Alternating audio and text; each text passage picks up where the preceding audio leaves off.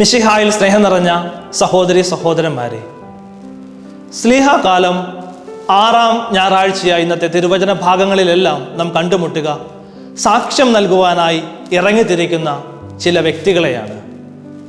ആരെയാണ് ഞാൻ അയക്കുക, ആരാണ് നമുക്ക് വേണ്ടി പോവുക എന്ന സൈന്യങ്ങളുടെ കർത്താവ് അരുളി ചെയ്യുമ്പോൾ, ഇതാ ഞാൻ എന്നെ അയച്ചാലും എന്ന് പ്രത്യുദ്ധരിക്കുന്ന ഏശയ്യാ പ്രവാചകന്റെ ദൗത്യ ആരംഭമാണ് പ്രവാചക ഗ്രന്ഥത്തിൽ നിന്നുള്ള ഇന്നത്തെ പഴയ നിയമ വായന.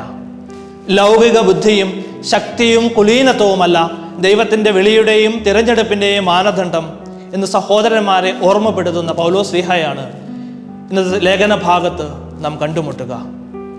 ഈ അത്ഭുതം ആരും അറിയുവാൻ ഇടയാക്കരുത് എന്നുള്ള യേശുവിൻ്റെ കർശന നിർദ്ദേശം പോലും തൃണവൽക്കരിച്ചുകൊണ്ട് തങ്ങൾക്ക് ലഭിച്ച ക്രിസ്തു അനുഭവം നാട്ടിലെങ്ങും പാട്ടാക്കിയ 2 അന്ധരെയാണ് ഇന്നത്തെ സുവിശേഷ ഭാഗത്ത് നാം കണ്ടുമുട്ടുക. ദാവീദിന്റെ പുത്ര ഞങ്ങളിൽ കനിയണമേ എന്ന് കരഞ്ഞപേക്ഷിച്ചുകൊണ്ടാണ് ഈ 2 അന്ധന്മാരും യേശുവിനെ സമീപിക്കുക. അവരുടെ അന്ധത തികച്ചും ശാരീരികമാണോ എന്ന സന്ദേഹം ജനിപ്പിക്കുന്നതാണ് ഈ സുവിശേഷ ഭാഗം. കാരണം അന്ധന്മാർ യേശുവിനെ അനുഗമിക്കുന്നു. വളരെ കൃത്യമായി ഭവനത്തിൽ പ്രവേശിച്ച് യേശുവിൻ്റെ അടുത്ത് ചെന്ന് അവർ നിൽക്കുന്നു.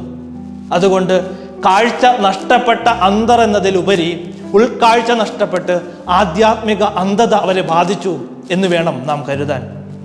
ഇപ്രകാരമുള്ള അന്ധതകൾ നമ്മുടെ ജീവിതത്തിൽ ഉണ്ടാകാം, ആധ്യാത്മികമായ അന്ധതകൾ.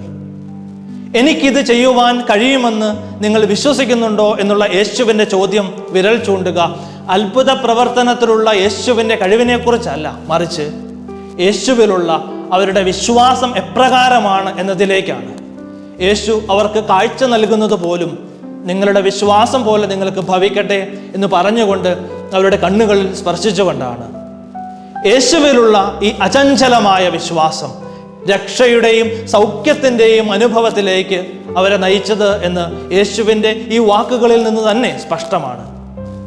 തങ്ങളെ സുഖപ്പെടുത്തുവാൻ യേശുവിന് കഴിയുമെന്ന് അവർ വിശ്വസിച്ചു. ആ വിശ്വാസം അവർ ഏറ്റുപറഞ്ഞു. ഈ വിശ്വാസ തീക്ഷ്ണതയിലേക്കാണ് ഇന്നത്തെ സുവിശേഷം നമ്മെയും ക്ഷണിക്കുക.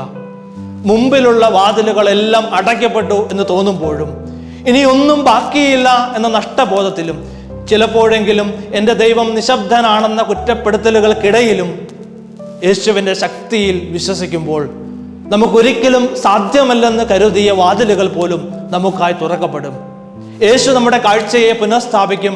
അന്ധതകൾ മാറും. വെളിച്ചത്തിലേക്ക് അവൻ നമ്മെ നയിക്കും.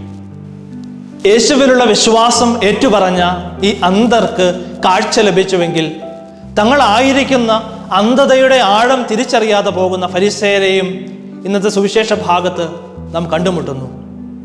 തങ്ങൾക്ക് രക്ഷ നൽകുവാൻ തക്കവിധം ശക്തനാണ് യേശുവെന്ന ഈ അന്ധർ പോലും തിരിച്ചറിയുമ്പോൾ പിശാച് ബാധിതനായ ഊമനെ കർത്താവ് സൗഖ്യം നൽകുന്നത് പിശാചുകളുടെ തലവനെ കൊണ്ടാണെന്ന് ആരോപിക്കുന്ന ഫരിസേയർ അന്ധതയിലാണ് ചരിക്കുന്നത്.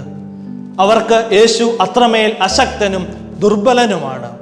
ഈ ഫരിസേയരെ പോലെ ലോകത്തിലും ചുറ്റുമുള്ളവരിലും സ്വന്തം ജീവിതത്തിലും ദൈവം ഇടപെടുമ്പോൾ, മറ്റു പലരിലൂടെയും നമ്മുടെ ജീവിതത്തെ ദൈവം സ്പർശിക്കുമ്പോൾ ആ ഇടപെടലുകൾ ദൈവത്തിൻ്റെതാണെന്ന് അംഗീകരിക്കുവാൻ പോലും കൂട്ടാക്കാത്ത ആത്മീയ അന്ധതയിലാണോ ഞാൻ എന്നുള്ളതാണ് ചോദ്യം. തങ്ങൾക്ക് ലഭിച്ച രോഗശാന്തി രഹസ്യമായി സൂക്ഷിക്കാതെ അന്ധർ ആഹ്ലാദത്താൽ മതിമറന്ന് ആ പ്രദേശങ്ങളിൽ ഉടനീളം ആ സന്തോഷ വാർത്ത പ്രചരിപ്പിക്കുന്നു. ദൈവകൃപ സ്വീകരിക്കുമ്പോൾ, അത് അനുഭവിക്കുമ്പോൾ, ദൈവം നമ്മുടെ ജീവിതത്തെ തന്നെ മാറ്റിമറിക്കുമ്പോൾ അത് ലോകത്തോട് പങ്കുവെക്കാതിരിക്കുവാൻ നമുക്കാവില്ല. ക്രിസ്തുവിലുള്ള അടിയുറച്ച അചഞ്ചലമായ വിശ്വാസം ക്രിസ്തു അനുഭവത്തിലേക്കും ആ അനുഭവം ജീവിത സാക്ഷ്യത്തിലേക്കും ജീവിത സാക്ഷ്യം പ്രഘോഷണത്തിലേക്കും വഴിമാറുന്നു. ഇപ്രകാരം വിശ്വാസത്തിൽ അടിയുറച്ച ക്രിസ്തു അനുഭവങ്ങളിൽ ആഴപ്പെട്ട തങ്ങൾ അനുഭവിച്ച യേശുവിനെ പ്രഘോഷിക്കുവാൻ വെമ്പൽ കൊള്ളുന്ന വേലക്കാരെ വിളഭൂമിയിലേക്ക് അയക്കുവാൻ വിളവിൻ്റെ നാഥനോട് നമുക്ക് പ്രാർത്ഥിക്കാം. ആമേൻ.